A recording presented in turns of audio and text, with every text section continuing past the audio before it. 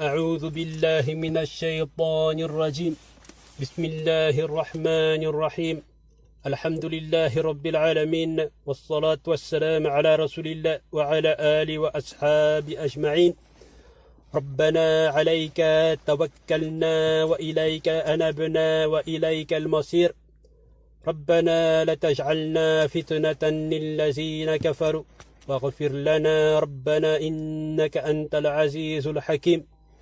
Assalamu alaikum. Donc encore une vidéo, encore une fois pour répondre à Monsieur Moalek. Pour répondre à Monsieur Moalek en ce qui concernerait la basmala. La basmala, comme vous savez tous, est le verset qui fait partie intégrante de la sourate Al-Fatiha. La question est de savoir maintenant,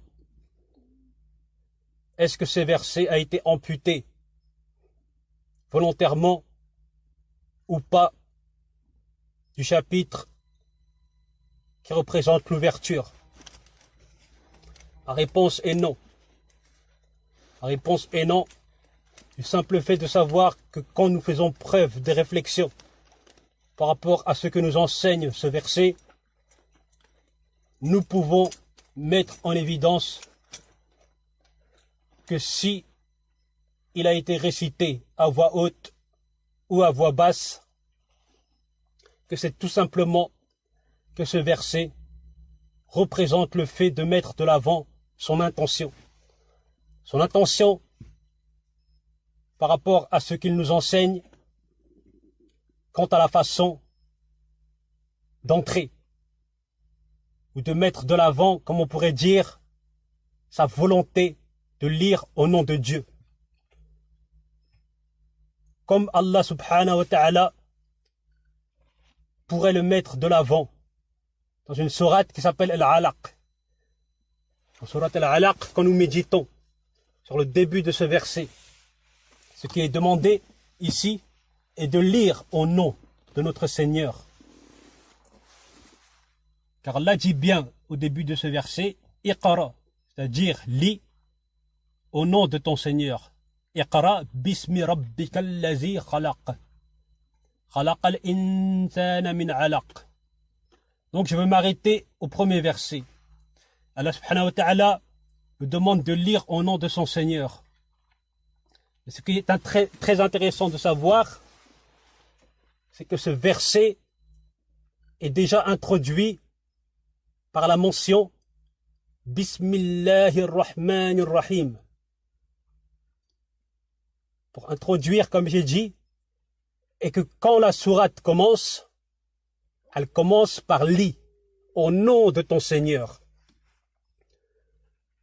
Donc maintenant la question étant de savoir, est-ce qu'il est légitime ou non de commencer par la mention Bismillahirrahmanirrahim au début de chaque sourate, tout comme au début de la sourate Al-Fatiha, tout en sachant qu'elle fait partie intégrante de cette sourate, notamment Al-Fatiha.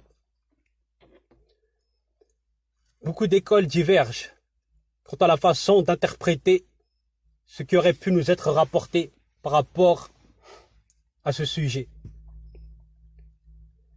Donc maintenant notre position doit consister à se dire que si ce verset n'est pas récité, c'est que tout simplement, il nous enseigne de mettre de l'avant son intention. Donc que nous sommes invités à faire preuve de réflexion du fait que nous ne pouvons pas limiter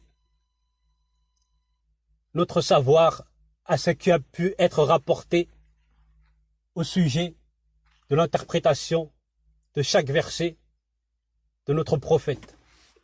De la part de notre prophète, je voudrais dire. Donc maintenant, nous savons tous que l'islam est un héritage et que nous prenons tous de cet héritage ce qui nous semble bon, étant donné que cet héritage nous appartient à tous, donc qu'il est du droit et du devoir de chacun d'essayer d'en tirer le meilleur, étant donné que nous ne sommes pas à l'abri d'erreurs.